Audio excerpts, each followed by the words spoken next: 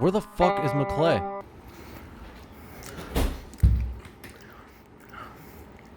Come in handy. Yeah. That's really good for him.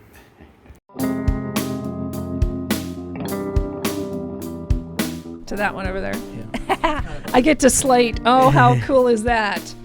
Oh, double nickels. That's a little older than me. That's actually a cool. I didn't even realize that. This is the Bogcast, episode number 55. Rockin' Robin Cote. Woo! I'm a goofball. So are we. Cool. I'm gonna ask you for your lighter here in a bit. While you're good here, I'll give it to you. You good, Dog Rizzer? Yeah, good. Appreciate it, brother. Thank you. I'll be like Game of Thrones and give him some free advertising. Hell yeah. I like dragons. See? Dope. Oh, shit. Hell yeah. Just waiting on the director. Awesome. This is the Bogcast, episode 55. We are brought to you by Bang Salon. Come get all your hair needs, including cuts, natural colors, vivid colors, extensions, shampoo and stylings, all under one roof. Find and message Bang Salon on Instagram at Bang Salon, at BANGDSALON. Use promo code Bogcast for 20% off your first visit. So come on down and get banged by Jordan. But if you really try to bang her, I'll fucking kill you. Cool. All right. Check us out on Spotify, Google Play, iTunes, all the other podcatchers, and make sure you like and subscribe. Also, do us a favor, comment. Tell us what you think of the episode. We appreciate it. Cool. We have a really awesome guest today. She's an author, a speaker. She's involved in the film industry here. Radio personality. Robin Cote. How's it going? Did I say that right? That's the American version. Okay. But I started going by Cote years ago because I was a hockey writer. So Oh, shit. being in the NHL, having an NHL family, it was a little bit easier to not get any shit from people. Wait a minute, you're a white girl and you were raised in Arizona? What do you know about hockey? Well, you know. You don't know how happy I am. You just made me even more stoked to have you on the show. I'm a huge hockey fan. Uh-oh. Huge. Please don't tell me you're a Dead Wings fan. No, I'm a Rangers fan. Well, that's all right. Okay. I love New York. Yeah, but I have an affinity for New York. Let me tell you what happened. 5 years ago now, the Rangers were in the Cup. I realized that after losing that series, I was depressed for a month. I know it sucks, doesn't it? And it made me realize, what the fuck am I doing being depressed over a sports team, right? So instead of being a fan of teams, I'm a fan of players. And of course, we've got one of the biggest players in the NHL who... Austin Matthews, who grew up in this town. One of our really good friends' son played with Austin Matthews. So now I'm just a huge player fan. I really like Austin Matthews. So I'm kind of like in between of, rocking Coyotes gear and Maple Leafs gear. So That's all right. My father's from Toronto, so I get it, Yeah. Maple Leafs. Yeah, totally. That is awesome. That's very cool. I thought it was Cote, but I thought Chris Martin said coat. And so I was then I was confused, and I meant to ask it before we started the show. So I was Cote's like, better anyway. Cody is the American version, and back in school growing up, everyone said Coat. And I got lucky because they used to nickname me Cody, but my brother got called Kotex. So, I mean, so I just started using Cote back years ago when I was doing the sports writing in the late 90s for the Coyotes, because it just made more sense not to get so much shit, because when you're a female and you're a sports writer and you're a journalist and you're dealing with a bunch of sweaty hockey players, I mean, if they're not hitting on you because they think you're a puck bunny following them. Yes, I've heard many crazy stories about that, listening to... There's a crazy podcast that you might know, Biz Nasty, Paul Bissonnette, local, one of the guys who, like, I tell Keith all the time, like, one of the top 3 people that I want on the show has always been Paul Bissonnette. That guy is so fucking hilarious, but he's a nut job, right? And so he's got that. I want him over at my house. Yeah, just kidding. Just get him stoned. He'll chill. Yeah. Okay. Yeah, not a problem.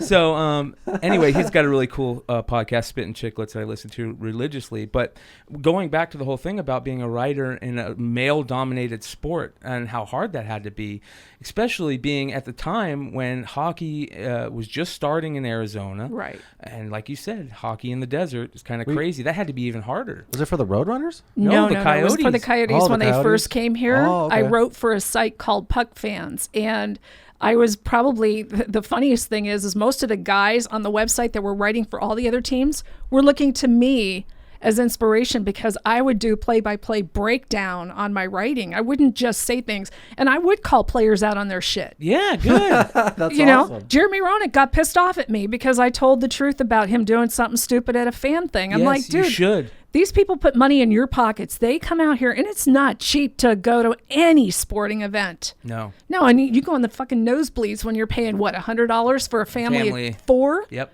And it's expensive, and then you got to eat and drink. And $12 a beer. It's like, fuck. Right. Yeah. So, have a little bit of respect. Don't be riding out on a golf cart up to your event and start mouthing off, Yeah. especially when you got a member of the media standing right next to you. Yeah. I don't want to fucking be here, man. I'd rather be at home watching football, blah, blah, blah, watching this or doing whatever. I'm like, I called him out on his shit. Good. I wasn't worried about getting my media passes rescinded. I am a fan of the game. Yes. And I'm also a journalist. Yes. And I speak my mind. If you don't like it, kiss my ass. Yeah. Very cool. That's where I come from. Good for you. What do you think about journalism now, where it is? Because it's so just biased on every, you know what I mean? It's no longer journalism. It's no longer No, journalism. it isn't. Like no one's It really isn't. seeking the truth anymore. They're just seeking They're using their clickbait opinion. Exactly, yes. They're Yeah. using their opinion. So what do you feel about journalism now? Well, I'm 52 now. I just turned 52, and I have been doing this since, late high school. So you're talking years and years. And back when I went to school to get my journalism degree, we were taught to not insert our opinions. We were taught to just talk about the facts. And Walter Cronkite was a perfect example. That's why he's got the school named after him. Yeah. Because that's real journalism. Yes. You're sitting there telling the facts. You're not inserting your opinion. These people really aren't journalists. They're just commentators. Yes. That's what I think the difference is today. Talking heads. Talking heads is exactly right. Because, you can insert your opinion in certain places, but you shouldn't be allowed to insert your opinion to try to push the masses and change their minds. Everyone's entitled to their own mind. That's why we grew up in the United States, Amen. right? Yeah. Amen. Yep.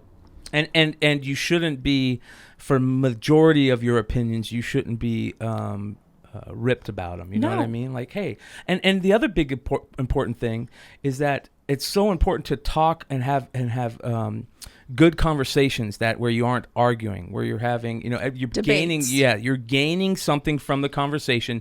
So, and the reason why I say that is, we're such a cannabis positive podcast that one of the reasons why we are is because we feel like it's something that needs to be talked about in the public in a educated discourse. Right. Because otherwise people don't know about it. Right? Because the stigma is so big there. And that goes with a lot of things. That goes with not just drugs. We talk about, look at how, I'm going to talk about drugs for a second. Look how bad the opiate problem is. And that's because people didn't talk about it. It goes with a lot of things. It goes with stuff that's happening all around the world. Look at the one thing that kind of blew us away lately was that whole slave trade thing that we thought was dead. Oh, no. And we're seeing this crazy, and that's why we need to talk about all this craziness. The guy who died, Epstein. Yeah. Like, come on, whether or not you're a conspiracy person or not, that was kind of crazy. And the reason why we need to talk about it is because it was crazy. Like, we have to talk about that stuff so people know about it. Otherwise, the talking heads are going to push our opinions. And so I'm all about talking about it. Do you think that's changing now with The everyone internet? and their mom having a podcast? Like us? I think it is to a point. it's good though. Yes, I think it is to a point. The problem is, like Robin was talking about, is that you have these talking heads who are just pushing their opinion on the largest stage, right? And you still have a large piece of the majority who are at a certain age where they won't go to the internet to get opinion. Yeah. So the internet is also one of the worst places you can get opinion, but it's one of the best places. You have to learn to separate the wheat from the chaff everywhere. Well, it's just weird to me how we have the most information that we could ever have in the palm of our hand, but civilization seems the dumbest. Does that make sense? Yeah, I agree. Yeah. Yeah. And laziest. I think it's because we have this at the palm of our hand. It's too convenient? Yes. Yeah, it's too convenient. And that stuff used to be hard to get, and you had to work for it, right? You had to go out there and you had to be a journalist to get that information. That's true. Yeah. So back to being a journalist, you have to work for that information. You used to have to work for that information. That's why journalists were held such in high regard. Walter Cronkite was held in such high regard because they went out there and broke these stories. Now you don't have people really doing that more. And if you do, they're kind of like held as wacko media. You know what I mean? As I see it, shit. I see back in my day, you had to have at least a bachelor's degree. Now you just have to have a big mouth. Yeah. Yeah. And an internet connection. There you go. Exactly. Or you're not afraid to put stuff down in writing. So I got a question. How did you get into journalism? Was it just out of high school type thing? You just were in your... It depends on where you want to go. I mean, I actually went back to school and got a degree in journalism because I started in radio when I was 11 years old. I was going to ask if you went from radio to journalism or journalism to radio. That's why I was getting to this. Yeah, well, I went to school here in Mesa, and I had a radio station that was kitty corner to my junior high. So my elementary and my junior high were right next to each other. And just one morning walking to school, I heard this loud ruckus in a parking lot. And I went over there and, big, tall, lanky, ugly looking dude up on this speaker monitor, and hundreds of people gathered around him. He had a pair of white underwear on his head, and he was just making all kinds of noise and stuff. Kind of reminded me a little bit of Frank Zappa. Uh-huh. I was too young to know any better. But this person's name was Jonathan Brandmeier. And he went on actually to big success in Chicago for The Loop. But he basically was the first guy here in our state of Arizona that was really huge in morning DJ. And he threw a microphone in my face, and I just kind of grabbed it and started talking. And he invited me to be part of their radio show once a week to come in before school and just talk about, my school and how cool is the that? Stupid stuff that little kids do in school. Spark something in you.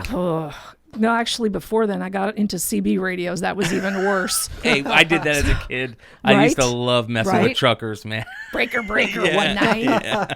But yeah, so I got suckered into that when I was real young, and then the radio just kind of took along the life of its own. And all through high school, dare I say this, but during my junior and senior year, I did a lot of ditching to go to KUPD and hang out with the guys on the morning show. Hell yeah. Became an intern at that point, and just the rest was history.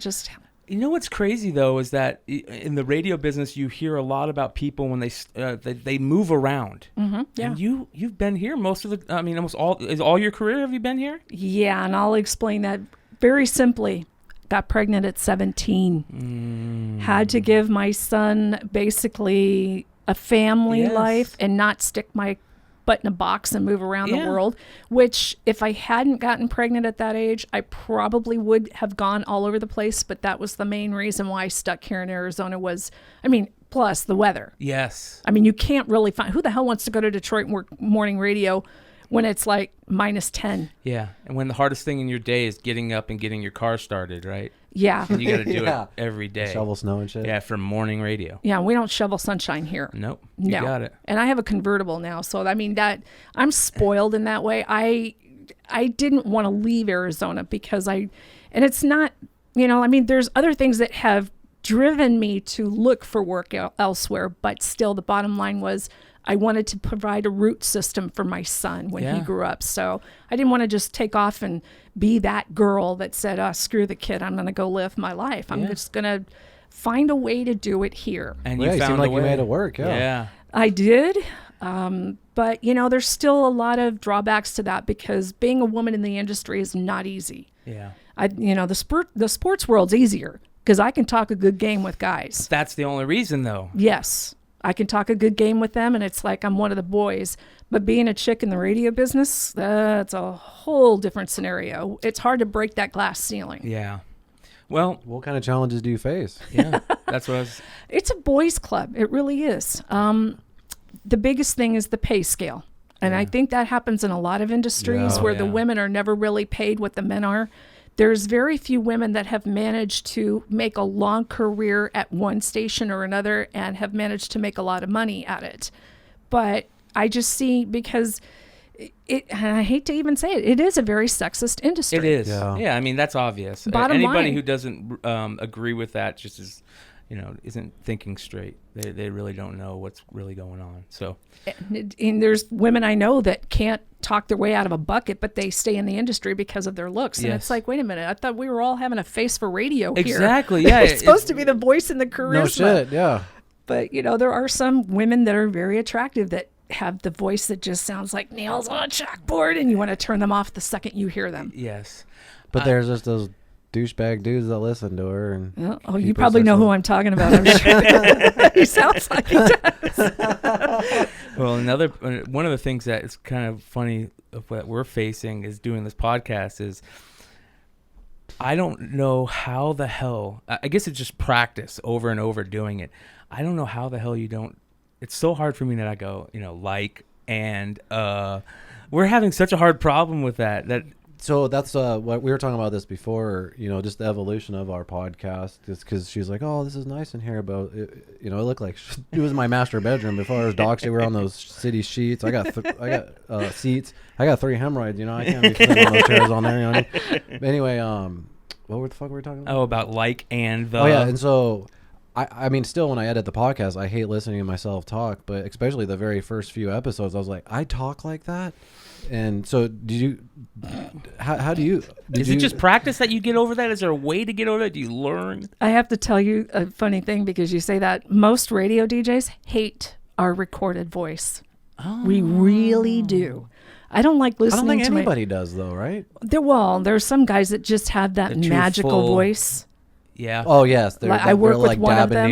Yes. They just have that deep voice that sounds so incredible that they almost sound constipated at times if you ask me. Seriously, don't they? Think about that for a second. They almost sound constipated. Is it fake? Well, some of them are. There's like a some little of bit of them character are. to it, right? I think there is. Yeah, I think there's some character because you have hey, to. how you doing? Oh, the used car salesman sound. Oh, I hate it. I hate it. And we're back. Yeah. I think it's just, practice because I came from 30 years working in AM/FM radio to going to producing and being on podcasts. So for the last 2 years, I've had to adjust my way of thinking too, because on live radio, you're never recorded unless somebody's got the cassette tape. But when you're on a podcast, you're going to hear yourself and you're always going to criticize yourself. And I'm going to tell you the secret to it. Like I tell everyone that I coach when they come in to do their podcast, just be yourself. And if you screw up, that's okay because you're human. And I tell everyone, especially with podcasts, because I don't like to do a hell of a lot of editing. It's a pain in the ass when they make mistake after mistake. Oh, yeah. I just tell them, make your mistake and move on from it. Don't point it out. Yeah. Because I'll have one of my show hosts, she'll have a phone ringing in the background. She gets mad at her co-host and she'll criticize her co-host right on the air. And then, an hour we'll later. We'll talk shit, but we don't really care. Yeah, that's turn a your whole fucking different phone thing. off. That's a whole different thing. So you guys are natural. Yes. And that's what I like. I don't like it when someone's doing a structured podcast. Yes. And they make a mistake. Well, that's defeats the entire purpose of a podcast. Yes. A structured podcast. The point of a podcast is just to keep it long form, mistakes. You shouldn't be edited, honestly, unless there's something that you just, there's been a couple of times I guess it's like, I can't have that out, what I said on there. I'm like, all right, dude, I'll edit it for you. But you know how it is when you're doing a movie and you're on a set and they're making you do 5 or 6 takes of the scene that you're doing at that time. They're going to go through and pick the best one. But you're allowed to make a mistake because you're not live. And when you're doing a podcast, I tell these people, don't point it out. Just, okay. That's the charm of a podcast is the mistakes and all that. Yeah, you don't have to sit there and make a 2-minute deal. Oh, her phone is ringing. I don't know why she didn't shut her phone off.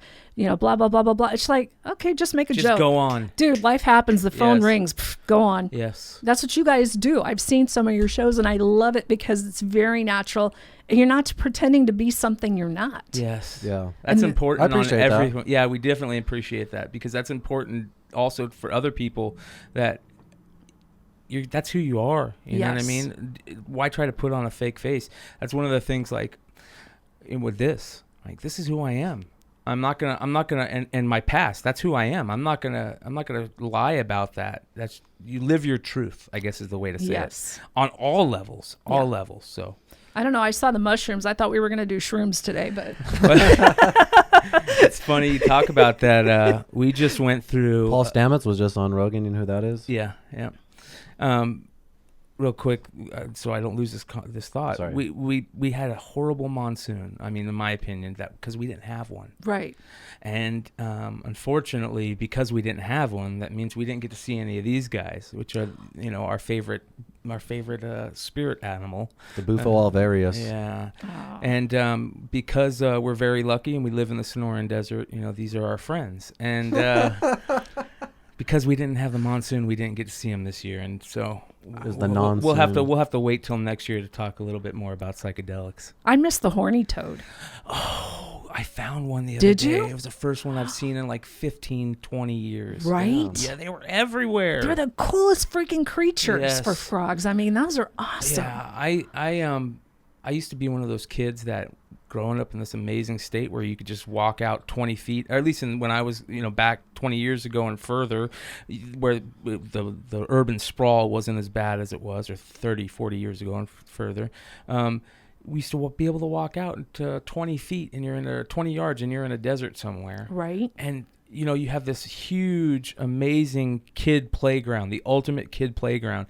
And you're walking around and you got, lizards and horny toads and snakes and jackrabbits and roadrunners. Yeah, you don't see any of those anymore. I haven't seen a roadrunner in a long time now that I think about it. I used to see them growing up everywhere. Everywhere. And that's the sad part. These kids don't get to have that as much as we grew up did. in North Phoenix, Glendale, like right on the border there. So everything north of that was just all desert. Yeah. Same thing with me. I was out in the East Valley and everything was desert out there too. Yes. They built out there now? Oh God, yeah. Wow. I mean, my dad and brother used to go hunting like right where I live. Oh shit.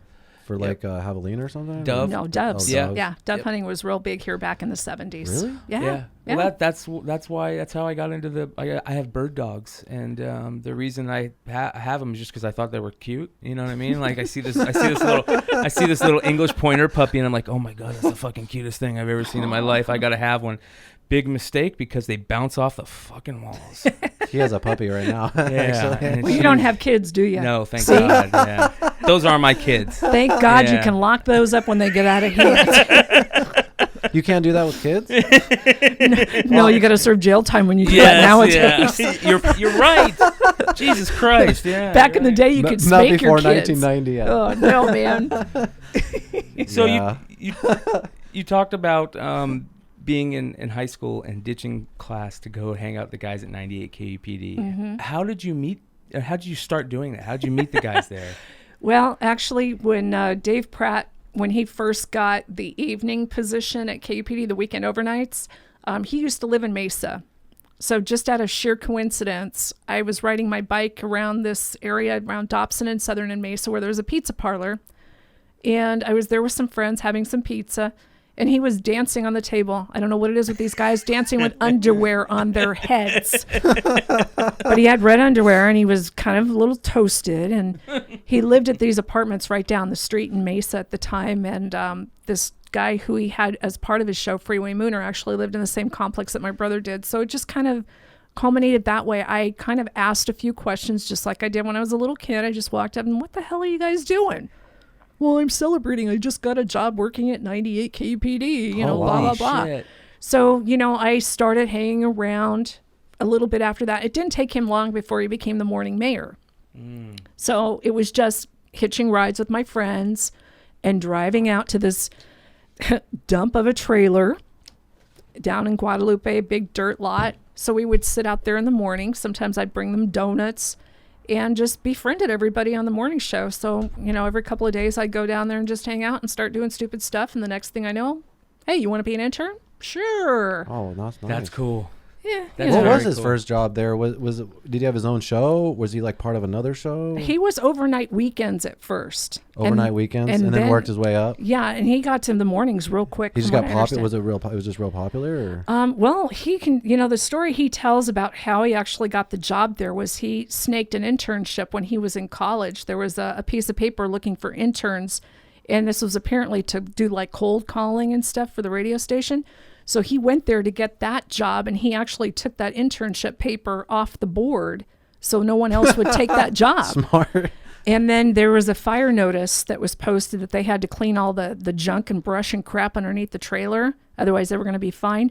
So he said he went went to one of the hardware stores and bought some tools and cleaned all that up underneath the trailer to make it look nice and neat.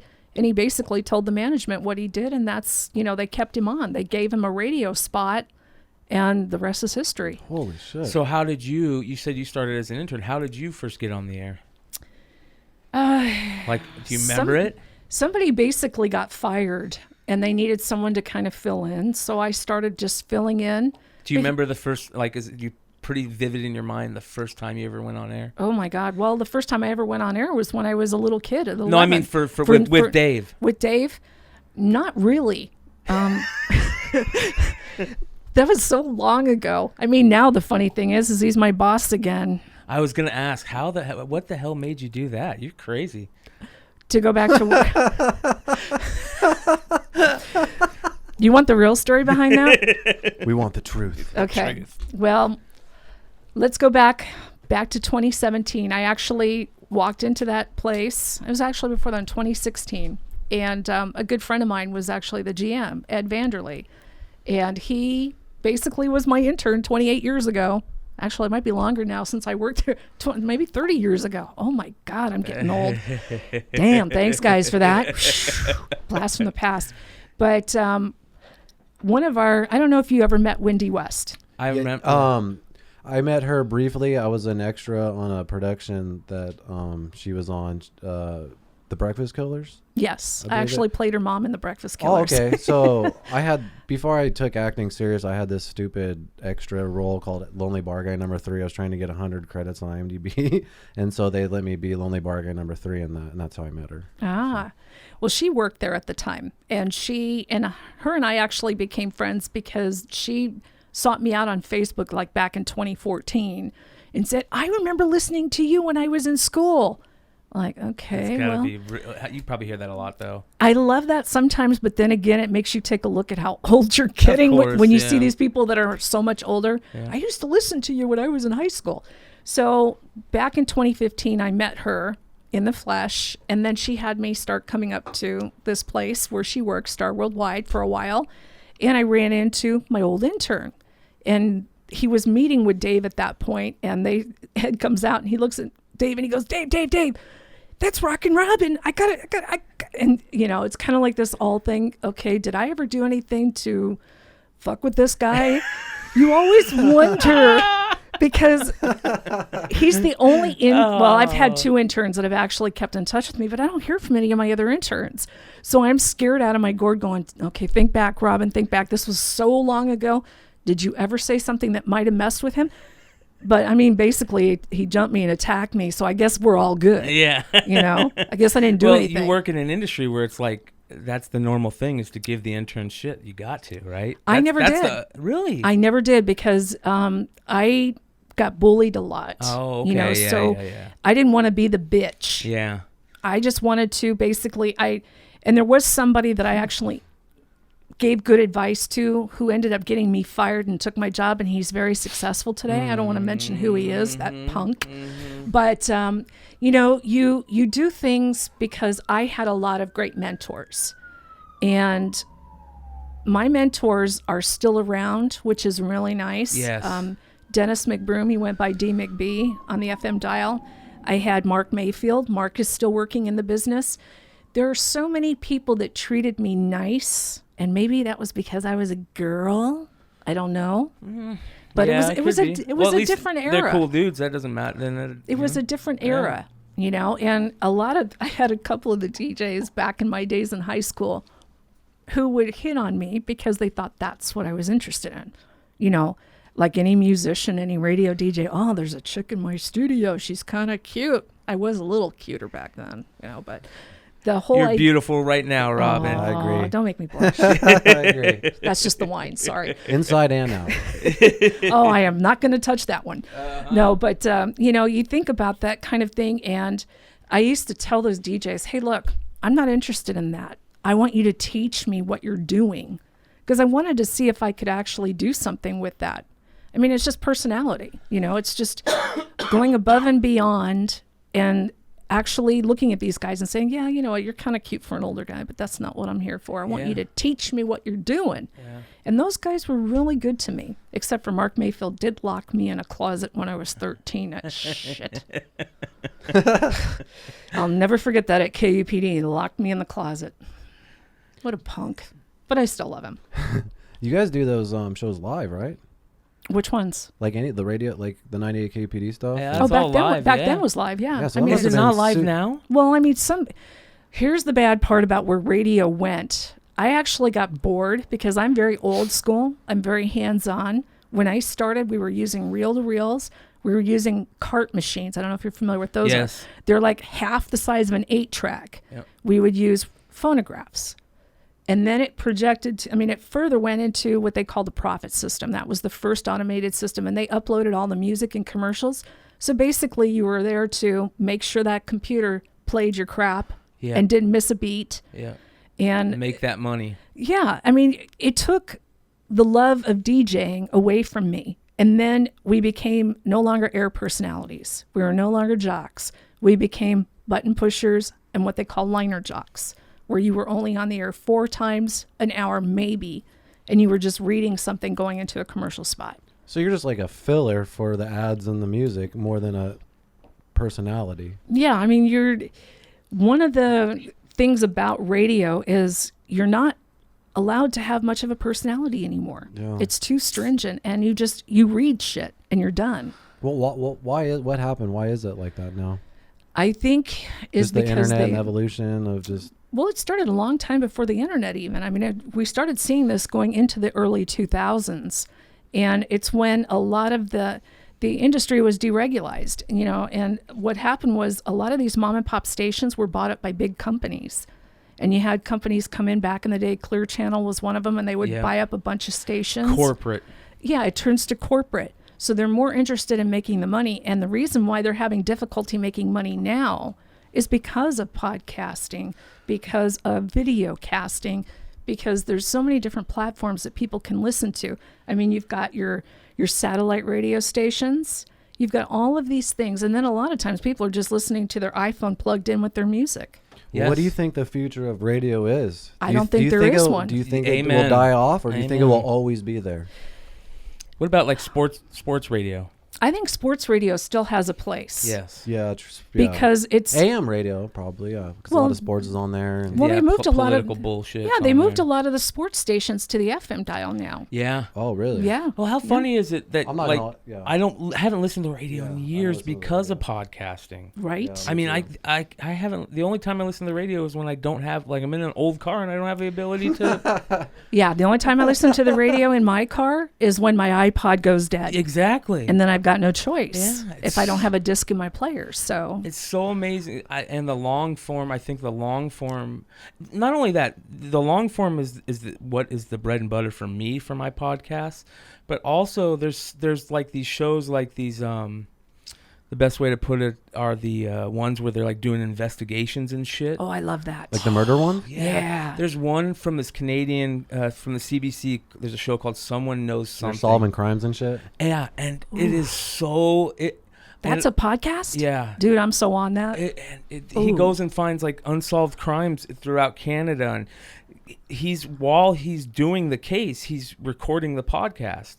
And he'll find like corruption and police things and find new people, and then these people are fucked, and it's just a really good podcast, but they edit it. You know what I mean? Is this all one episode or like a bunch of different episodes? It's all. It's a ton of episodes. So then listeners can even chime in with probably clues. Even sometimes I bet. Yes. That's so, anyways, cool. So there's that style, but the rest of it, the majority of it, is the long form interview or just people talking about something interesting, video games, different subjects. Dan Carlin, hardcore history. Comics, absolutely. Yeah, comics. Yes. Cards. Yes, exactly. Yeah, so check out Absolute Geek Podcast and check out comicbookinvest.com. AZADHD Podcast and this, that, and the other. Amen. quick plugs for our buddies' podcast. Yeah. But yeah, do you think radio will eventually just kind of die off, or will it always be there? Not sports, but with music, even, because with the streaming, people get their music different ways. When I was a kid, I would have to record songs off the radio, and the DJ would be talking through it. The first like 20 seconds. Mixtapes. Do you remember when we? Yes. I think it was you when we first started hanging out. That's what we were doing, is recording shit off the cool radio. It was to have a call a into the radio, with a dual cassette where you request record songs. onto each other. That was the shit. You remember requesting songs because like you're like really wanted to hear a song that they Fucking don't Power play a lot? 92. Fuck, bro.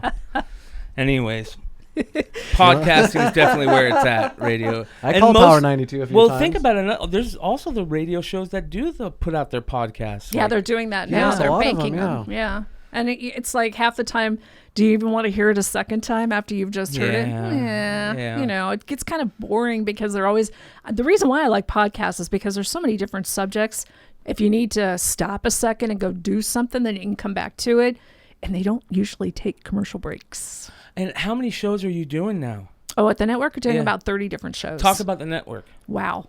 I got kind of thrown into that because there was an opening, and actually one of the kids, I was there training for something else, and one of the kids actually quit that day, and that's when Ed came to me and said, hey, would you like to be a studio director here? And I'm like, I didn't even get to say anything, and it's like I'm hired. So it was a whole different medium for me to go into because AM, FM radio, you can't swear, you can't drink, you have all these restrictions because of the FCC. My first week of training, I was training on a show that I do every Tuesday night, and they were pouring wine all around. I'm looking at this shit, and the guy training me, I looked at him, I said, Craig, what the hell is this? I'm coming from 30 years of AM, FM. No, none of this crap. And he's like, oh, we're allowed to drink in here because we're not governed by the FCC. Oh. So that was my first induction into working as a studio director at the network. Nice. And the second thing, and I understand podcasts are not regulated, but the whole thing, all of a sudden I had guys saying, fuck this, shit, damn. And I'm like, okay, Robin, you just got to chill out. You got to teach yourself to rethink. Yeah, because it's old school. Is this live or is this... Well, some of the shows are live. So how do you? Is there a guy hitting a button, an edit button? No. So it just flies. You're not allowed to and edit you get fined because for that? you can do whatever you want because it's a podcast. She's talking about podcasting Yeah. now. He's talking about live radio. Live radio. Yeah, you can't do that because you're not supposed to. But then again, if you listen to some of the radio shows now, you're hearing ass. Yeah, that's what I mean. You're hearing bastard. Yeah. You're hearing bitch. Even on television, they say shit.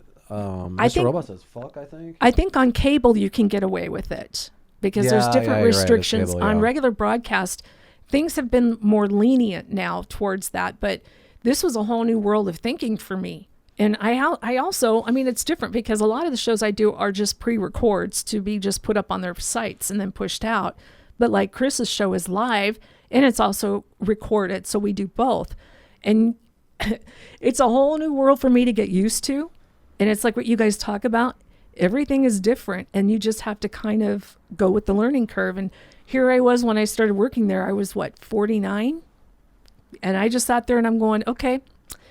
I kid you not. My first day that I went to the job for training, I sat there and looked at myself in the mirror, and I said, this is a whole different world because it involves technology. It's not just a board. It's not just a microphone and the engineer doing the rest of the shit. This is me doing the engineering, everything. So I went into the mirror and I looked in the mirror. I said, guess what?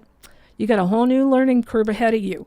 And I said, I don't know who's up there listening to me, but do me a favor. Make me like a sponge so I can soak this shit up and get it down quick. Yeah. Because... What was that like? What was the learning curve like? Yeah, what did you have to learn? Like, what kinds of things are behind the scenes that you have to do? It was a lot easier than I thought. That's what I was going to say. Wasn't it easier? It was easier than I thought. You look at that big mixing board, it's pretty intimidating. You can go to YouTube. That board's easy. Yeah. I know that shit. Yeah. If there's something you can't figure out, you can go to YouTube and figure it out. True. Well, there's so many different elements to producing a podcast in an actual studio. Yeah. I not only have to sit there and headphone everybody up, mic everybody up, I have to watch everyone's levels. Sometimes I have shows that bring musicians in. There's no way to tap into the board because this is not a recording studio. It is a radio studio. So I have to bring microphones down to their level, constantly monitor it and adjust it. That's just part of that. Then you have to go make sure your recording's on. You've got to make sure your backups are on in case your recording gets screwed up somehow. Then you got to make Wait sure. a minute, so you have a backup? I have a couple backups. Backup mics? Backup recordings. A full recording system, right? Holy shit. Yeah, I have like backups. a redundant recording system. Yeah, That's I make crazy. sure I have 2 backups going because there's been a time or two when the electronics fail. Yeah. Shit happens. Yeah. There's it might nothing only you can happen do. 1 out of every 10 times, but it's going to happen. And it's going to happen on something important Yep. where you don't have a backup. And that happened once. So I told my engineer over there, I said, hey, Rob, you need to set me up with a couple of backups because if I'm just recording a podcast and it's not live on the network, because when we do it live, you can record the backup as it's going live too. So that's an extra backup. Oh, wow. So now I have a system where I can record 3 backups. Backups for backups. 1 live and then 2 if I do just pre-records. But you have to learn all of that. Then you have to use the audio software, which I'm a film editor, so it's easy for me to, and it was just learning a new curve. So I had to learn how to use that. And then you have to bump up the volume and edit it, make it perfect, sound good. Then you have to upload it to the website. So, I mean, there's all these extra steps that I'm just not used to as a radio DJ. Yeah. It's a whole new learning curve. And within a couple of days, I got the system down. And do you enjoy it more? I enjoy the fact that I'm actually doing something. Yes. And I'm not just sitting there. Yeah. It's You're cool learning learning. the other aspect of it. Yeah. It's what we were talking about earlier with this podcast. I originally didn't intend to edit it, and I had given my laptop to somebody. He had it for like a week, and I just was getting impatient, like, I'm just gonna fucking do it. And now I know how to edit things on Premiere, and it's like a cool skill to have, So it's like fun to learn something new. So I think it's better when you're self-taught, don't you? for sure, yeah. I went on deep dives on YouTube fucking like crazy. There is no videos on YouTube that really show you how to edit a multi-camera podcast. So I should actually make a video on how to do that because I went to probably 100 different videos and pulled little information from here and there, and I think I finally fine-tuned the process of how just to do, and I actually enjoy it. I actually have a good time. I never thought I was going to edit video in my entire life, and it's actually it's fun. So Yeah, I agree. That's one of the things with the other 2 shows that I've been doing. I kind of jumped into like doing the art form and art stuff and funny shit. and so I started learning how to use Photoshop and that type of shit, and figuring all that out, and just doing weird shit on the social media aspect side, because that's a whole nother ball game on top of it. Yeah. Like, I'm so mad that I didn't learn how to edit video years ago in Yes, Photoshop. Like, yes. Photoshop's so fucking awesome. It is. It's like I'm doing the noobest shit on everything there. that Adobe's got. I mean, not to go crazy about Adobe, but everything that they've got is amazing. Well, for fucking the cloud for $15 a month or whatever, it's a steal. Yeah. So, anyways, just really quick, when you do the radio show, is there plugins that you add onto the vocal mics, like to get rid of background noise and compressors and things like that? Do you guys get crazy with that? No. Do you guys turn up low end to make the guy's voice sound bass? Oh, I feel like when I no. listen to Howard Stern, they add bass to his voice to make him sound more. Does that make sense? I don't think they do. I think he's just so skilled at what he's done. And being a professional broadcaster, you learn how to project your voice. There's a whole key about it. I mean, you sit like this, and you bring it up from the diaphragm. And I don't even Also, have I can't sit like this. Like, well, you can what up? if you learn how to use your diaphragm. Damn it! It's just voice These projection. chairs gotta go. We gotta.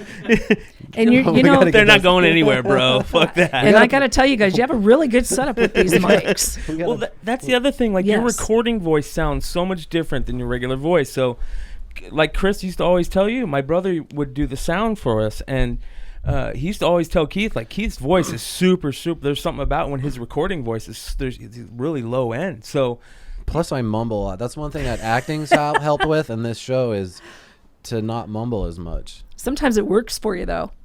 yeah. Because they can understand what I'm saying. No, you're fucking inflecting emotion into it, right? Oh, yes. Well, I'm trying to use the podcast to become better spoken, because going back to what we were saying earlier about, those first few episodes were just a nightmare to listen to. So it's nice to, just try to make yourself a better person and just, I don't know.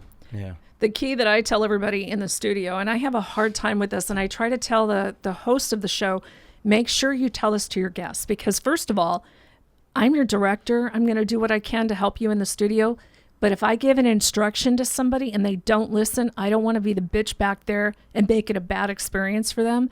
The key to it is in our studios, because unfortunately we're up on the 6th floor with all these windows and direct sun. It gets a little warm, so you're still going to have some air condition. And I try as best as I can to get people to stay on the mic. Yeah, I have to tell people to do that sometimes. And it's terrible. I'm terrible about that. I am so bad about that. But I don't hear anything in your background. Yeah, I hear you plain and simple. And over there, when they get really lax about it, you know, I try to tell them, look, when you're talking, if you want to look at the person, just make sure your mouth still stays in the mic. Just shift your head. It's kind of like camera angles. Yeah. You learn how to work with what you have because the equipment is what you need to work with. And it's hard sometimes because I have up to 30 people a day that come into the studio.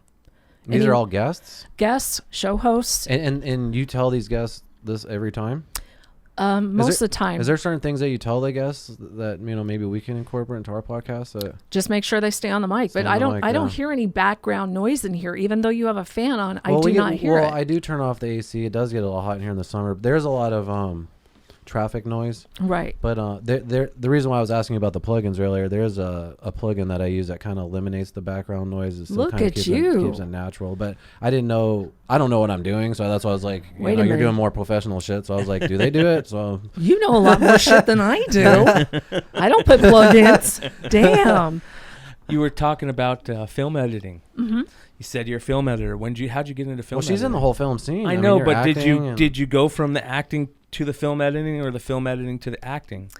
Well, I wanted to buy some camera equipment. So I ended up becoming an editor, a filmmaker, or not filmmaker, but part of a camera crew for a TV show. And this was actually via some filmmakers that used to do Twisted Trucker Tales. We never actually got the films out, of course, because they ran out of money to do the films. They kept writing and filming, but nothing was ever getting done. But they invited me to take part in a TV show. So I bought 2 cameras, and inadvertently I got stuck in an editor position. That's how it happens to a lot of people. You got stuck with a bunch of footage? just like he got stuck in an editor position. Yeah. And basically I got my first Adobe suite, which was CS4. So I'm very old school. I have CS5 and CS6, but CS4 was given to me as a student copy through this filmmaker and his friends in exchange for me providing my time for providing cameras and other stuff. And I started making money, and I bought the cameras as a way to get a tax write-off because you get 1099 when you're as part of a film crew sometimes. Yes. But they said, well, why don't you try your hand at editing? So, I mean, it was a 3-camera shoot for a TV show that was very low budget. And that's how I got into it. It was just something different. And I was in a really shitty marriage. So it gave me a nice little break at night to get away from him and do something different. You know, you find your ways to escape when you're a creative personality and you're in a bad place with whatever is going on in your life. You find ways to explore and do things. So, 10:30 at night, I'm up in the office until 1, 2 in the morning, just playing with Adobe Suite and learning how to edit and just. Well, I think it's important that you say that because a lot of people don't. They are creative as fuck and they are in a bad place and they don't go out and do that. And they don't realize if they go out and do that, it'll make the rest of their life better. Yeah. I have a couple of friends that are in a dark spot right now and I'm constantly like, come on, man, let's go do this or let's go, you gotta do some create. Let's go do something, And they're just like stuck. And so I'm glad that you're talking about that. I think that's very important. Well, that's the hard part. And you know this because, and I tell you this all the time, I am so super proud of you for being strong enough to be vulnerable and to share your own things that you have gone through because you have no idea who is going to look at your story and use it as an instruction manual to save their own ass. Yeah. And that's one of the reasons why I go out and I myself am very vulnerable and talk about some of the shit I've been through because I'm still alive. Yep. What's the purpose if we don't share? We're here to live, love, learn, and teach. And we live and we love and we learn and we teach each other. We learn from everybody that's out there. We can help somebody else. And you really have no idea how you inspire me every day to keep doing what I'm doing. Oh, damn. Wow. I really appreciate that. Because it's hard enough to go out there and talk about the stuff you've been through. But when I see you put that out there on social media, it makes me so damn proud that you're doing that because There's so many people that just don't know how to find that. Yeah. They stay in the dark. Yeah. And you can't stay in the dark for the rest of your life. You have to find the light. And it's hard because some people take their way out. You know, you're inspiring me to just want to continue to tell my story, because for a long time there was a lot of shame and embarrassment, and I kept that to myself. In the meantime, I was trying to find myself and, you know, get back to my old ways. And once I finally did, I was like, why the fuck am I keeping this to myself? And so I started, you know, sharing my story. We talk about it on the podcast. But what I was telling you before the podcast is these two guys were in the same dark spot as I was, so I'm just as proud as these guys. As a matter of fact, I mean, this is the guy that helped me get out of that dark spot. You know, if it wasn't for him and, you know, my family, I say this a lot. I'm sure people listen to the podcast are sick of me saying this, but I'm just lucky because I had family and friends at the time to get me out of that spot. And I live downtown here, and I see homeless people that I could have been, and they didn't have that, you know what I mean? And so I thank this guy. He helped me get out, you know, my family and stuff. So it's just, you know, it's just a lot of luck, to be honest with you. So I think a lot of people, I really do appreciate that. You said a lot of people, we're here to live, love, learn, and teach, but a lot of people don't do that last part. They don't teach. And it's so important to talk about what you've been through to help other people, because there's a lot of topics that have a stigma to them that shouldn't have a stigma to them. You're right. And, you know, we all fail in this life, and it's just however many, you know, it's cheesy to say how it's just however many times you get back up. But unfortunately, being an adult kind of fucking sucks, because you're just, instead of being a kid where you're dealing with all these highs, being an adult is a lot of lows and very few highs. And so you just got to learn how to ride those lows out. You have to know that they're coming. Yeah. And also tell people, hey, fucking, and be around, help other people. If you see somebody struggling and you fucking care about them, say something. Be like, call a motherfucker. Yeah, call a motherfucker. Text them, yeah. There's a lot of shit you can do to really help the people that you fucking love. And that's another thing. Realize that it's okay to love your fucking friends. It's okay to love your friends. Yeah. That friends are super important in your life. Be around them. So a lot of things that we need to teach each other. I agree. And there's so many things that affect us. And a couple years ago, we were talking about her earlier, Wendy West, my friend Sarah, she committed suicide, and Ed and I had found her, and it was one of the hardest things, but I had so much death in my life already that I handled it better than most people could. Yeah. And she had it all. Everybody thought she had it all. And she was embarking on a brand new life for herself. And she just checked out. And it didn't make any sense to any of us why she would do that. You know, we spent the last couple days with her. And the day I dropped her off, within 3 hours, she had killed herself. And you couldn't tell at all? No. There was nothing that even presented itself. That's fucking hard. There's nothing that ever presented itself. I mean, I knew she had some issues, but when people die, you find out so much more shit. And there were And there was no reaching out ever? Not for that, no. Wow. You know, there were things that were said that didn't make sense, and you wouldn't think it was, I'm going to kill myself, because I had just gotten this necklace, right? I think the week before we went hiking, about the month before she killed herself. And I put my late husband's ashes in it. And I brought that conversation to our meeting, us three girls. And she started to talk about how she wanted her ashes when she died, was glass blown heart. So you don't think about, okay, well, she's telling me a month before she's going to kill herself, she wants her ashes in a glass blown heart. Yeah. I'm not thinking of that, because I'm wearing a chain that's got my dead husband's ashes in it. So you're not thinking off that. The topic crazy shit. Yeah, you're just thinking she's generally speaking. Yeah, because that's what we were talking about, was this cool little thing I got, and it wasn't anything that even presented itself. But it just comes down that she had no self-worth.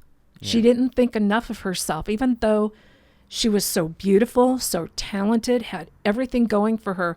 She still didn't think enough of herself, and she checked out. And bottom line is, we all go through self-worth issues. And with me, it was domestic abuse and verbal abuse. That whole pattern of being beaten down with words every day that you're just not good enough. And I dare anybody to stand in front of me now and say I'm not. Fucking A. Right? See, here's the crazy thing about that, Robin, is that nobody that knows who you are, and I guarantee your friends wouldn't think that of you, but you think that of you. We all are so much harder on ourselves than we should be. You're right. We're so much harder on ourselves than we should be, because you got to look at the people who actually care about you. We don't look at it from their eyes. Like, that there's that saying, step in other people's shoes to go see what they're going through. Also step in their shoes and see how they look at you. Think about the people that care about you and what they think about you. And if those things are good, then there's a fucking lot that, you can give yourself credit for. We don't do that. No. It's hard. No. You know what helps you do that? This. Hell yeah. This helps you. I swear to God, Robin, I went through some fucking deep shit. I've been through some dark shit in my life. And we all go through cycles where you go through dark shit. Find something that helps you fucking process it. He didn't smoke weed the first 6 episodes. Seriously. A couple hits, and all of a sudden he's showing up with 10 blunts. You have to find something, whether it's exercise, cannabis, something, music, creating something. You have to find something that helps you process life in a positive way. And I know you're out there inspiring and stuff because you've taken your story, you wrote a book about it, you do motivational speaking about it. So, that's fucking badass. That's why we have you on this show, is because we think you're inspiring, and I want other motherfuckers to know about your story. Don't make me cry, dude. No, I'm serious. I already you're started badass. on that road. I don't know if you want to talk about. I know you have a new book coming out, but I don't know if it was already out yet. We're in the process of it right now. My publisher is still doing her editorial duty. Okay, because I think Chris Martin said he read it and he could not put it down he read it in 4 hours. He said it was amazing. But I know you had another book that came out, it was 2017-ish. That was the second edition. I actually released it in 2015. I was in the process of writing it in 2015 and getting ready to release it when I got the big slam bam with my ex-husband, and had to file for divorce, shut a business down, and start my whole life over again. So it took me a little while, and I published it originally in October of 2015. And the second edition came out in October of 2017. And basically what that book it's called Victim No More. And it's a way for people to understand that you don't have to stay stuck in your victim mentality. It talks about domestic abuse, meeting my first husband when I was 13, getting married to him when I was 17, having 2 children by him. When I was pregnant with my daughter, this is the real hard part, but when I was pregnant with my daughter, nobody knew. And I was 18 years old, married to this man who would threaten me every single day. Because you weren't allowed to tell anybody? It didn't come to me for several years. I was in an abusive relationship. I was mentally beaten down every day. This guy would come home from work, demand me to get back in the back bedroom, do whatever the hell he wanted to me, go smoke a cigarette, and we're done. Didn't care. And I didn't have the best role models as parents. And my mom didn't really teach me the things I needed to know. And I got hooked up with this guy at a young age and didn't understand that this was wrong. That being told I was worthless, being told that I was basically his wife and he could do whatever the fuck he wanted to me, and nobody had anything to say about it.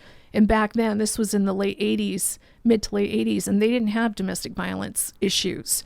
As far as the cops, you can't call them unless there's something really wrong and it's visible. And no one talked about it. Especially no one women. Talked about it. Especially women. Well, it happens to men too. Yeah, and men are too afraid to talk about it because they think they're pussies if they say my woman beat me up. Yeah, you're right. Probably even more so. Yes, you're probably right. Even more so. Yeah. And when I was married to him, he threatened me every single day. If you tell anybody you're pregnant, I'm going to kill our son, make you watch, and then kill you. So I lived with that for several years. And then in this whole span of being pregnant with my daughter, my son's birthday party, my daughter was actually born on my son's birthday. They were 1 year apart. So here we are at my parents' at this birthday party, and my husband's making excuses. Well, I got to take her to the doctor. She's having side effects. I'm 5'9". I was a bigger woman, so nobody could really tell I was pregnant. I didn't show till I was 8 months. So he takes me to the hospital, and then a couple days later, my daughter's gone. He took and gave her up for adoption. Oh, my What? God. Yeah. And I kind of like disappeared for a while. I just couldn't. Checked out almost. I checked out. Holy shit. And then just one day. Now, keep in mind, this man and I have known each other since I was 13. Now we're going into me being 19. So you're talking 6 years that I've known this guy. And he never drew blood. He hit me twice. He hit me once in front of a crowd of people, and they did nothing, including my own brother. That's here in Phoenix. Oh, yeah, it's here in Arizona. And the third time he hit me was the day that he basically, I mean, the whole thing ended because he threw me back against a bar cabinet and a pair of scissors went through my ear. And I just felt something hot. And I had my hand up and I saw blood. And man, did I turn into a fucking raging bitch at that point. Good. Fucking A. I wish I had Probably kept you alive. It did, because I went and dragged him off the chair by the back of his head, like roostered him, threw him up against that wall. And because there was 2 rifles on that wall, and I was slamming his head. And how does it fucking feel? You know, just letting him have it. Then he went and locked himself in the room. The next day, he left me. Best thing I ever did. I don't recommend beating the shit out of them back, because sometimes that makes them hit more. Yeah, blessing in disguise. It was a blessing in disguise seeing my blood that day. El Toro, watch out, Yep. you know. So I was 20 years old when I got divorced, and I couldn't find my daughter. I had to let her go. Oh, man. And then 2 years later, after that, I found out he didn't want girl children. That's why he took her and put her away. He wanted to just make boy kids to carry on his family How old name. was she when she was adopted? Well, she was 5 days old when they took her from the hospital. So Oh, I never saw her except for 2 days after she was born. And that's kind of what started that idea with the first book was her and I have never met in person, but I found her years ago. And when she wanted to get married, she wanted a family tree done. So I helped her do a family tree. Big fucking mistake, because she sought out her birth father.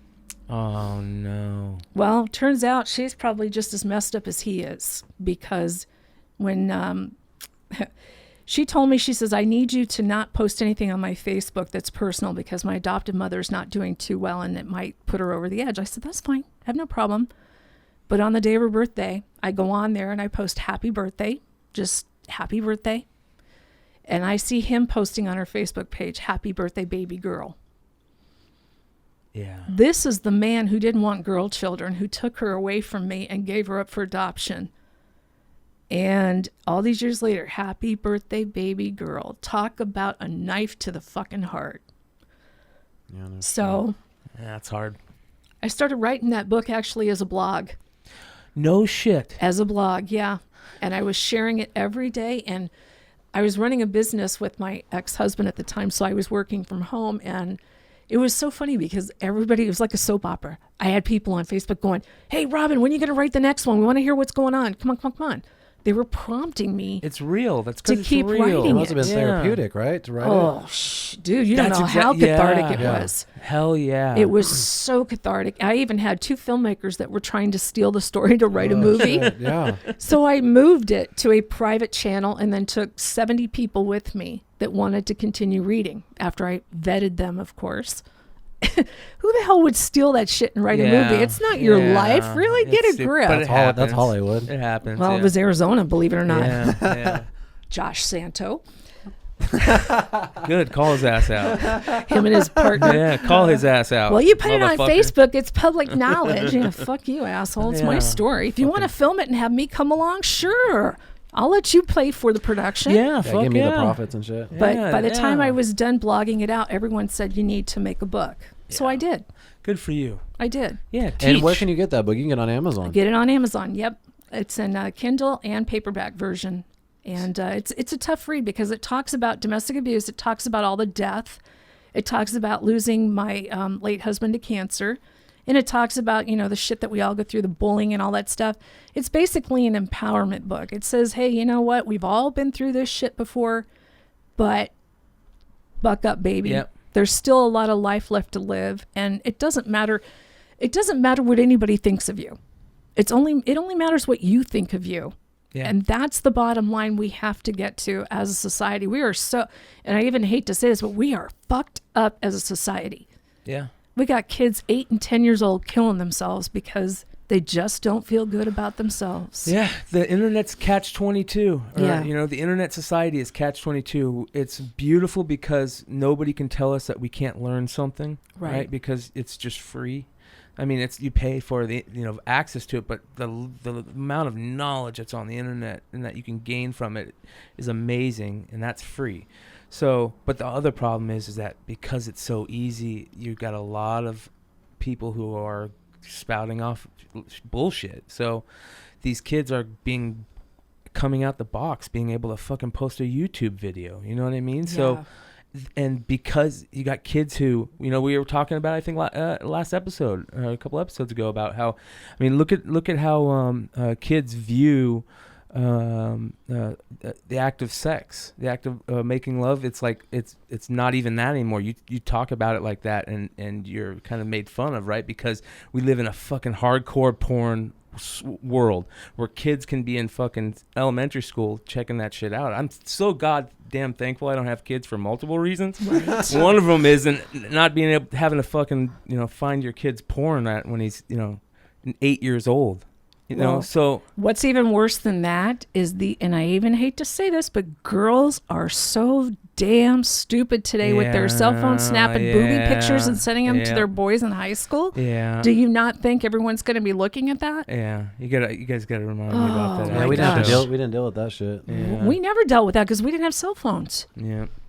I didn't have access to all kinds of video porn. I had to fucking look at Playboys and shit when I was in 7th grade. I bought off my neighbor and shit. Yeah. My son had those under his bed too. Yeah. Hey, what was it like when you found those?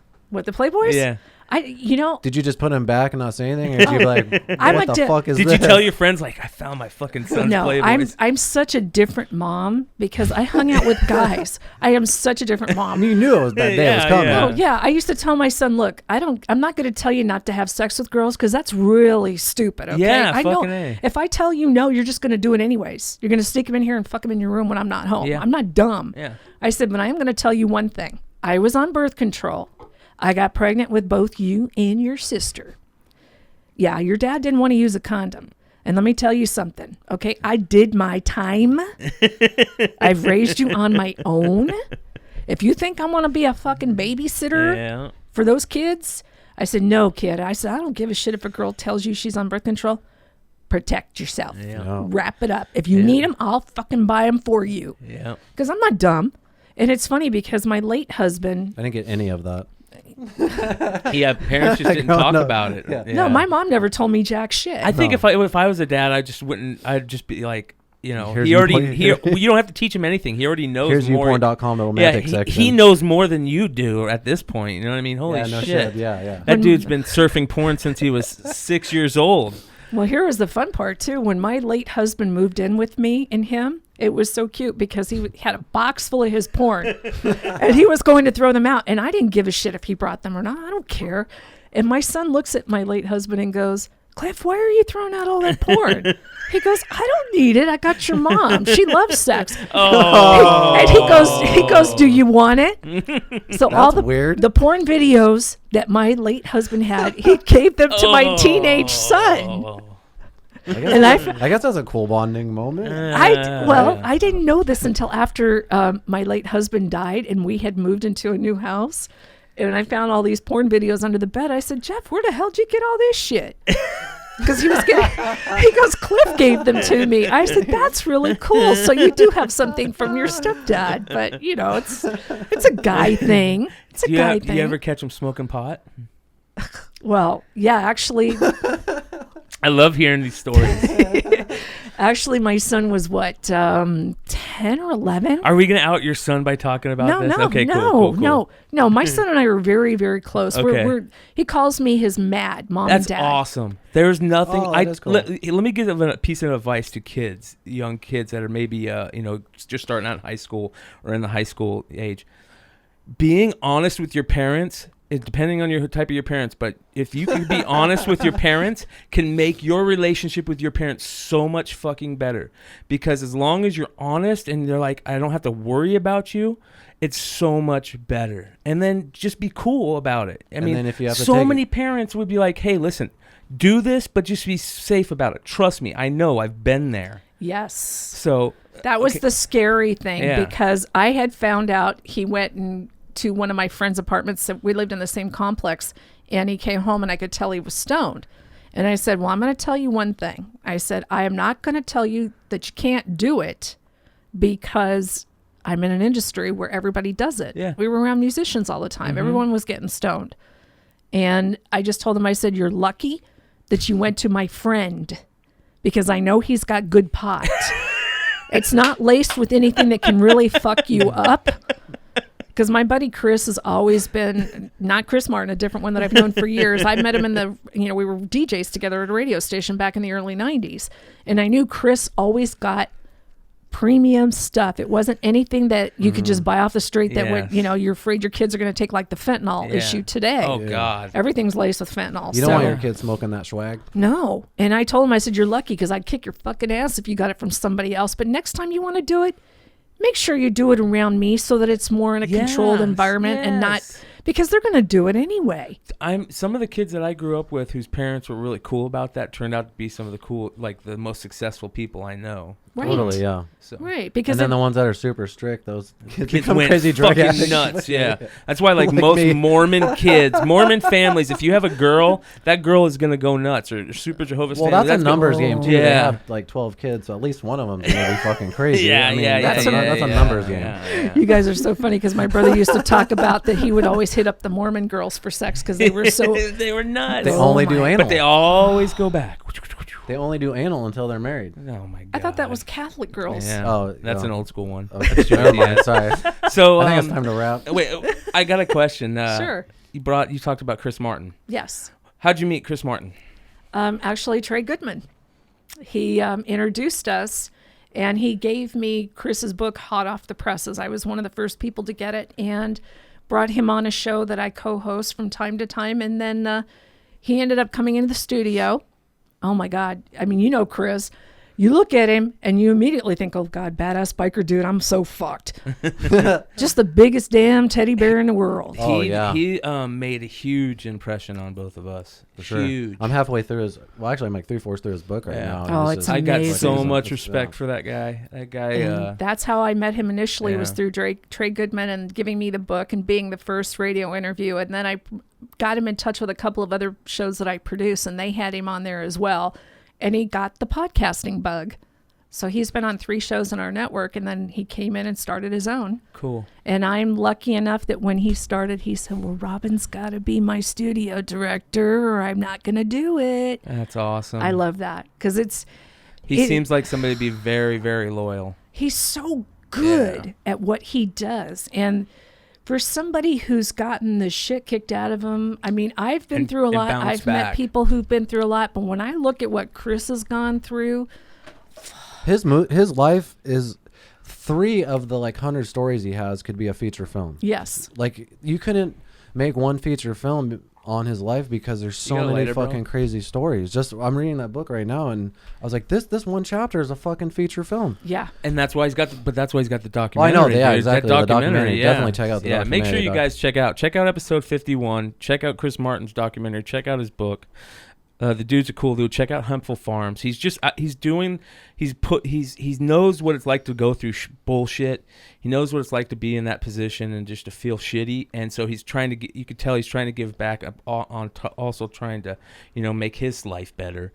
And I got a lot of respect for that, and he's really bounced back. So the thing I find out is every Tuesday when they come in, there's always something he talks about.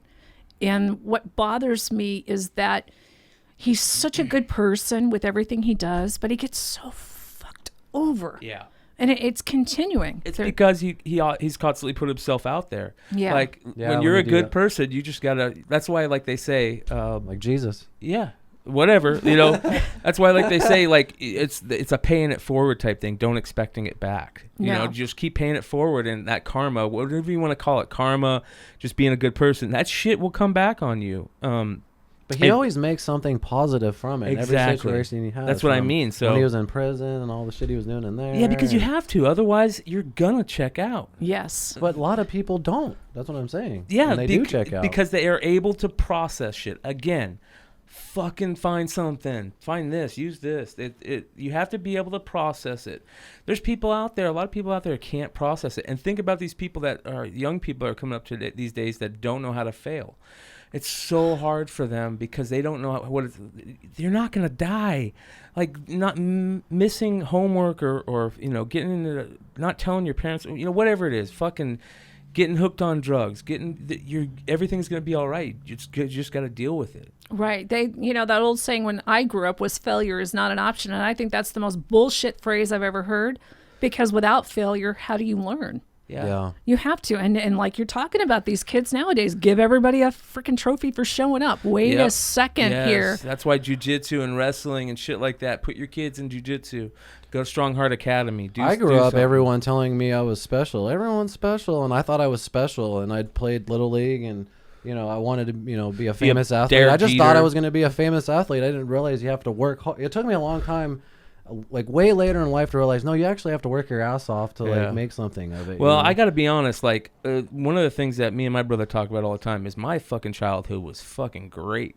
My childhood was great. The time that I grew up in the early 80s in Arizona, it was fucking awesome. We played outside, man. No shit. No matter how hot it was. No, we rode bikes. We did all kinds of shit. Basketball, all kinds of stuff. Arizona was an amazing place to grow up in, especially in the area. Shit, battery's gonna die at that time. So, it's just it's a totally different ball game out there right now. So you just got to learn how to play that game the best.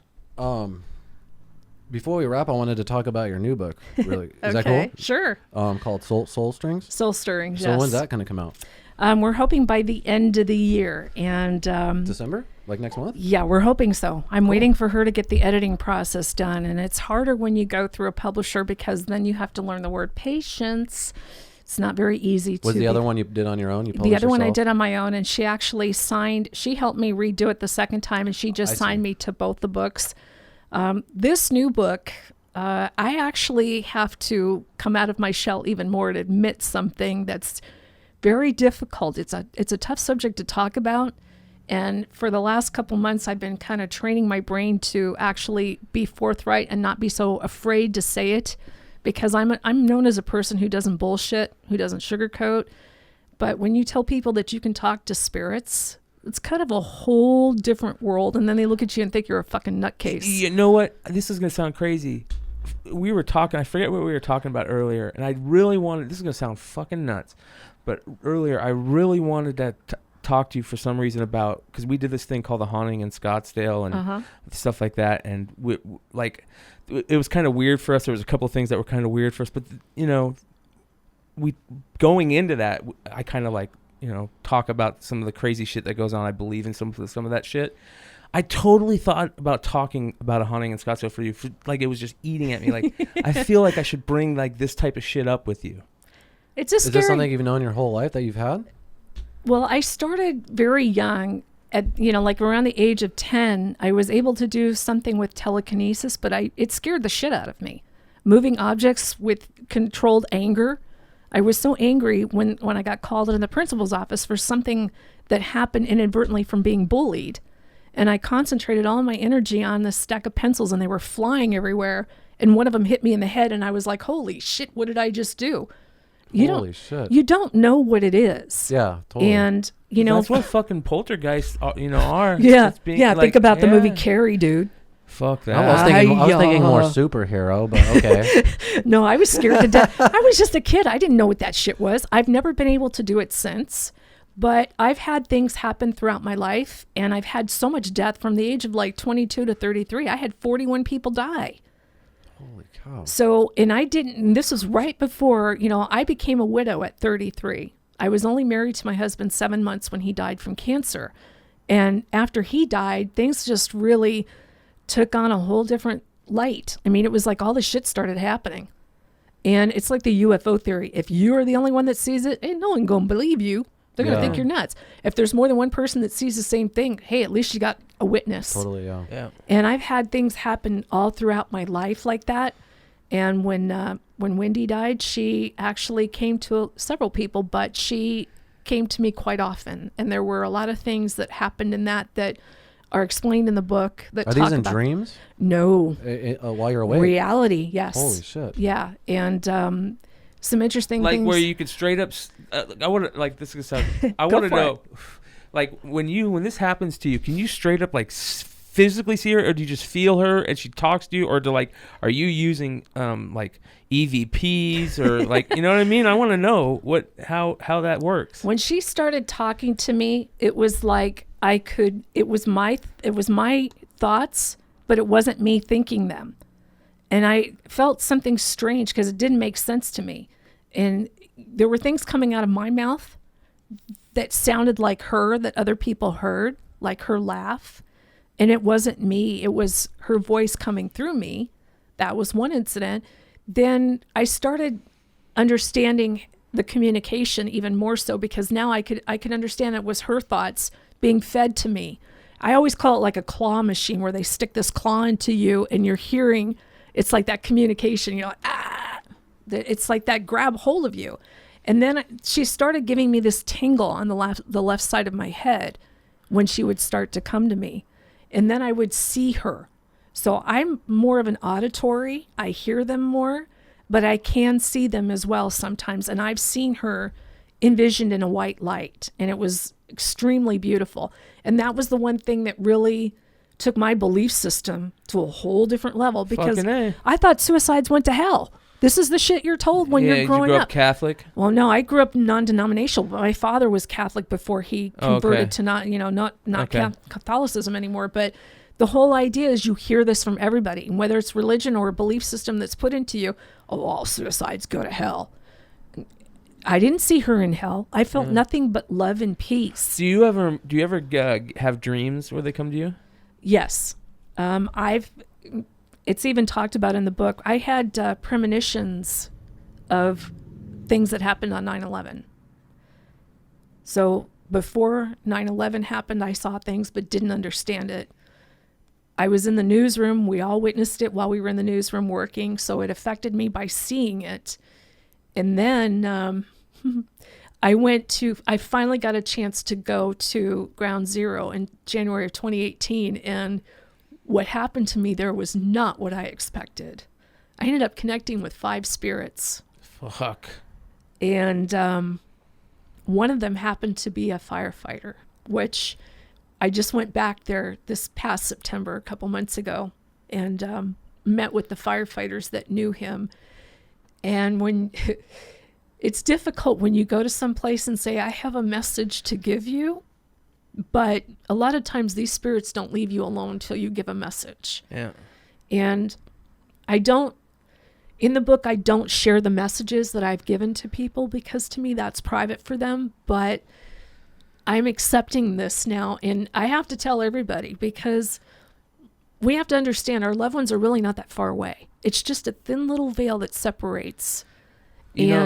That is so fucking crazy, because that's super important. And I was just talking with somebody about that the other day, that what is the thing that scares us the most, and it's death, and it's the unknown. Not being connected anymore to this, and your loved ones especially. Like my mom is fucking haunted by the fact that people had left her so early, but she somehow, some way feels like she's gonna see them afterwards. Well, there's a lot of people that don't feel that way, right. And that scares the shit out of them. So how do you feel? That's probably a big part of my things that scare me the most, is that when we die, it's just nothing. Done. No, and that scares me deeply, man. I'm going to tell you a little secret, and this is something I've learned because I've done a hell of a lot of research on this, and it scared the shit out of me at first when it started happening to me years ago, because I didn't understand it. it's not a gift that I have. It's an ability that we all have. We all can communicate because we're not human beings having a spiritual experience. We're spiritual beings having a human experience. Yes. So what I've come to learn is that there's more than what's just here. Remember the movie The Matrix? Yeah, We're kind of like plugged into this world right now. I feel like that. But when we leave here, it's just the physical plane that we're leaving. Wherever we go, I don't believe in heaven or hell. I think that's right here on earth because we go through times of, oh my God, our life is great. That's heaven. We go through times that are shitty. That's hell. There's like a collective unconscious, right? There's got to be this thing that we're all connected by some way, that some type of energy that pulls people in certain directions, right? So speaking I of believe that conscious, do you take psychedelics at all? I'm not saying because of this. I'm just saying like I don't need them. No. Well, no. But that would just think that could be really cool, wouldn't it? Like it could be an antenna. The only reason why I ask is because the only spiritual experiences I've had were from taking heroic doses of mushrooms and getting the dimethyltryptamine. Yeah. But I mean, I didn't break through, but it was still there's a spiritual moment with it. But I feel like if I had spiritual connections in my everyday life and then I took that, I mean, fuck. You probably do. You just don't realize it. And that's the big thing is it's the fear because it's the fear of the unknown. Yeah. Robin, exactly what you two just said is why, because I'm so afraid of that being nothing, that's why I use this shit because I want to go prove that it's there. And that this to me is yeah, this to me right here is the closest thing to what you got that I can get, right? Exactly. So, well, for now, that's a good point. Yes. For now. Until they can find it? No, until it's what I call a spiritual awakening. That was the original name of the book, but it didn't make sense to me to put that because that is a title that's so overused. And our soul is something that continuously lives on. Our physical body dies. This is just the vehicle for the time that we're here. And I didn't used to believe in all of this. I thought it was bullshit too, and I wondered if taking psychedelics might have changed my mind at that point. But the spirits decided to come talk to me and show me a different way of life because after my husband died years ago, I didn't have a choice. I was seeing and hearing things that didn't make sense to me. I was having conversations with people that weren't even in the room with me. They were in my head. I had strangers coming to me asking me to tell people things. And it happens all the time now. And it's so weird. I had it happen last week. And how do you go up to somebody in a studio and say, okay, there's a dead person talking to me right now and he's telling me stuff. Hey, do you have a show? I actually get on several shows. That where you talk about this. Where I talk about this? No. Why? Actually, You start a spiritual podcast. Why? Yeah. I might, but that's, the book is coming out. So that it's a big step for me to admit it, like you're saying. To admit it, because it's a scary deal and I talk about it throughout the book. I mean, people are going to want to lock me up in a padded cell and call me a fucking nutcase. Well, it's got to feel good. You've had it all bottled up and you're finally getting it out, right? Yes. And it's not necessarily, it's cathartic for me in a way to do that, but it's more of a message to tell other people that you don't need to go to a psychic and pay hundreds of dollars to figure out that your loved ones are still there. You just have to kind of open yourself up and be receptive to it because that's all it is. We're just a radio frequency. Yep. Yeah. We just need somebody to tap into it. Maybe that's why there's the synchronicity for the Bogcast. You got to project your voice, bro. I can't hear you. That's the synchronicity for the Bogcast. That's why you're here today, right? Yeah. I don't know, man. Maybe I need to take some of those psychedelics. We gotta have you. We'll have you back on the show anytime. Oh, I would love to. We'll help you get there. Because I did shrooms like a year and a half ago for the first time in my life. That was interesting. Wow, Yeah. that's very. You know how many grams you took? I don't know. It was a Did friend you of mine. have any freak out moments, or was it fun? No, What I was happened? just like chilling out. Did you laugh a lot? I probably did. I don't really remember. Can I tell you the best part of the mushrooms? Yeah. It's not the best part while you're doing it, but usually they last about 6 to 8 hours. But there's usually about 20 to 30 minutes, not in a row, like increments, like 3 minutes here, 5 minutes there, a minute here, where you think, why was I an asshole to so-and-so the other day? Or why was I doing this? Like you really reanalyze your life in a bad way, all the bad negative things, and you know what I mean, or I haven't talked to so and so in a couple of times, I should give him a call, you know, and while you're tripping, you're like, fuck, why am I thinking this sucks? But the next day you wake up better, and it almost rewires your brain, and you call that guy. You're not, you know, you kind of rekindle. It just makes you a better person. It really, there's a really therapeutic reason to take mushrooms. It's not just let's get high and have fun. We'll take you know what I mean? Like I mean that is fun to do, but there's a spiritual moment that you can get from it, you know, taking from it. So well, I know they're doing a lot of experimentation with that, especially with people who have gone through trauma and PTSD. Yes. OCD, things like that. Was it John Hopkins just is doing dimethyltryptamine. Well, no, they're doing mushroom studies on psilocybin. And anyway, do you have anything you want to plug and and people can find you and all that? Oh, it's easy to find me. My website's just my name, www.robincote.com. Is your blog on there? Actually, I'm all over Facebook and LinkedIn, everywhere. I Do write you still blogs. blog? Oh God, yeah. Good. Yeah, That's cool. Good. I find memes because, of course, Instagram you need like a photo, so I'll just find a meme that fits the mood, and then I'll put it up and just write stuff. That's cool. Yeah, I mean it's the best way to do it because that's what we all need to do. So I tell you what, make sure you guys follow Robin on Facebook, and then also the radio shows. Oh God, there's so many that I produce up at the network, but I have my two favorites. My two favorites are, of course, Haters Make Me Famous. Yes. Oh, yeah. Yes. And, of course, Badge Boys. Fuck yeah. So right on. We got to get you in here and have you tell us some good stories about the good old days of radio in Arizona. I grew up in a kind of radio family, and my uncles were all DJs and stuff. And one of them actually still works here in the Valley. I'll talk to you about that after the show. So. Very well known. Yeah, Bob McClay for KTAR. No. Yeah. Are you serious? Yeah, that's my Uncle Robert. Yeah. Bob and I know each other real well. We used to work in Metro Networks together. That's why my love of hockey comes from my Uncle Robert. He used to take me and my brother to Roadrunners games when we were really young.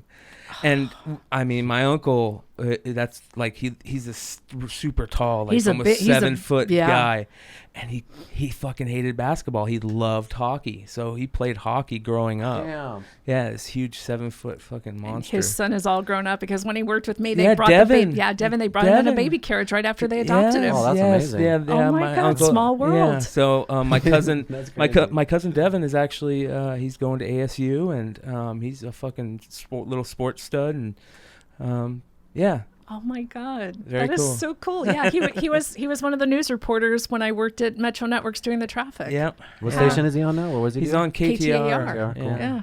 Oh yeah. I still keep in touch with him on Facebook. Yeah, he's me and my brother call him. We always know him as Uncle Robert, but so it's kind of weird to hear people call him Bob McClay. Oh my God, he's got that radio voice too. Yeah. Oh, that's boy, what I was actually gonna bring that up when we were talking about radio. My uncle, he's that's how he's always sounded to me. Just had that voice. Yeah. He sounds like when we're just normal talking to him, like he's talking to you on the radio, And he's a big guy, but he's just like this big teddy bear. Yeah, he's such a sweetheart. He's a good dude. Very funny. Oh, you have to tell me. We gotta get him on the show. One of my best stories, real quick, about my Uncle Robert is he always used to have small cars. He would have the tiniest cars, so we would go with him, and here's this huge dude like Shaq in this really tiny car, right? Forever. It was so funny. Every car that he used to get. So anyways, that's my Uncle Bob. He's a fucking great guy. That's called radio salary. Yeah. So, everybody, make sure you check out Bird City Comics. If you guys are wanting to collect, get back into the comic collecting thing like me, or maybe you're already doing that, you're playing the speculation game and making some money off of them, check out Bird City Comics, live comic auctions on Facebook, facebook.com, Bird City Auctions. We already shout out to quickscopeapparel.com. quickscopeapparel.com. Fucking Zach Grimes' new check out his Twitch channel. This, That, and the Other podcast out in LA. the AZ80HD podcast. Check out CBSI Presents Tales from the Flip Side. We got a new show called Flip Side Breaks, where we're opening up unopened trading cards live on air with guests. So if you have something you want to open up with us, it's all through the internet. You can be anywhere in the country. Just hit us up. Let us know what you're going to open, and we'll open it up with you. We'll hit you up. Hell yeah. And thanks to Rob and Cote for taking the time to talk to us and telling her inspiring stories. You're welcome you back. have to anytime. come back. You have to come back. Yeah, we back. have way more to talk about. Next time we'll fill that lab mill bag with some mushrooms, and that is a wrap. We'll do them while we're on the air and see what comes out, right? There we go. I don't know. Maybe we'll have some spirits come out. Who knows? I'm all for it. That'd be fucking crazy. All right. As long as they don't fart. Shut up. I don't know. I don't smell anything ever. Okay. No, he's talking. We're going to have to show you the clip. That's a wrap on episode 55.